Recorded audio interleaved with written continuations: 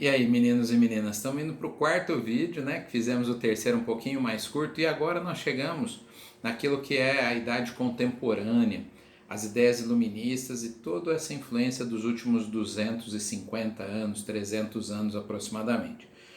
As ideias iluministas surgem na Europa Ocidental, na França principalmente, né? O berço do iluminismo, que vai ser um século depois, berço do espiritismo. E não é por acaso, né? O espiritismo só poderia vir com a profunda mudança, né, na estrutura do pensamento europeu, mundial, começando pela Europa, e as ideias iluministas vão dar base às reformas políticas, econômicas, sociais, administrativas. Nós vamos ter, inspirada no bojo das ideias iluministas aí, vários movimentos. Teremos a Revolução Inglesa, a Revolução Francesa, a independência dos Estados Unidos, são consideradas as três grandes revoluções burguesas, né? A independência da América Espanhola, a independência do Brasil, a Revolução Industrial, profundas transformações na forma de produzir, na forma de viver. Eu disse para vocês lá no primeiro vídeo que a maior revolução da história da humanidade foi a Revolução Agrícola, quando o homem, também chamada de Revolução Neolítica, né, no fim da última fase da chamada pré-história. E a segunda maior revolução da humanidade é a Revolução Industrial, porque se você olhar no seu entorno aí, olhando aqui no meu entorno, praticamente tudo que a gente está usando é industrializado. Mudou completamente a forma de pensar o mundo, né? Com seus prós e com seus contras. Os prós, o aumento da produção, que melhorou a qualidade de vida, a expectativa de vida, trazendo mais ócio, e o ócio no sentido positivo para que a gente se preocupasse mais com a arte, se preocupasse mais com educação, com outras coisas, religião, né, outras coisas importantes, ciência, mas também trouxe alienação do trabalhador, que não sabe mais fazer uma coisa inteira, né? Ele só faz um pedaço porque o trabalho ficou fragmentado. Isso acaba facilitando o controle da mão de obra.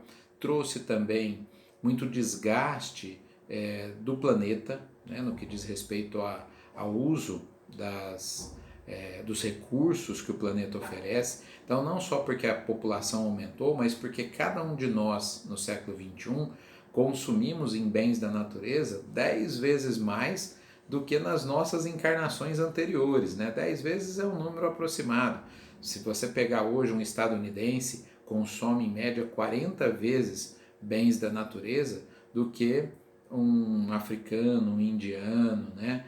Então, eu falei 10 vezes, é uma força de expressão aí.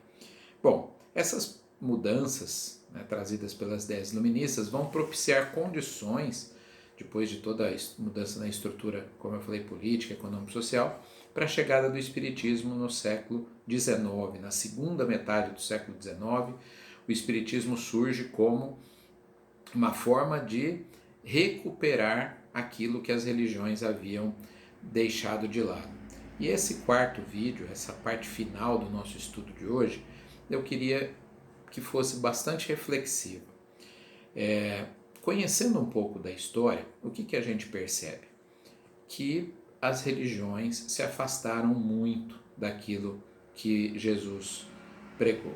Seja a religião ortodoxa, seja a religião católica, sejam as religiões protestantes. Porque, basicamente, e foi isso que motivou, né, na última aula, toda essa aula que eu estou dando hoje, Jesus é um pacifista. Jesus sempre pregou a paz. E o que as religiões fizeram em nome de Jesus? Mataram, escravizaram, né? Torturaram, tudo em nome, né? Assim, muito doído. E aqui eu não estou fazendo crítica, hein, gente?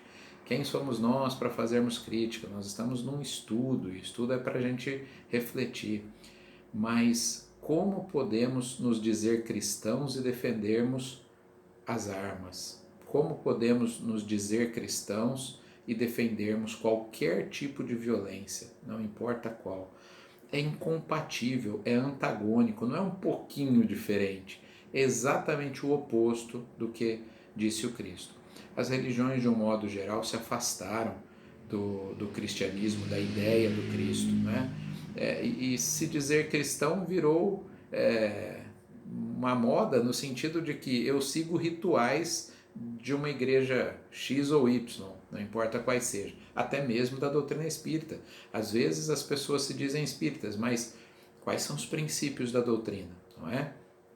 E aqui nós precisamos pensar que o século XX, o século XXI, ele é marcado por várias situações, como duas guerras mundiais, tivemos uma pandemia logo depois da Primeira Guerra, né?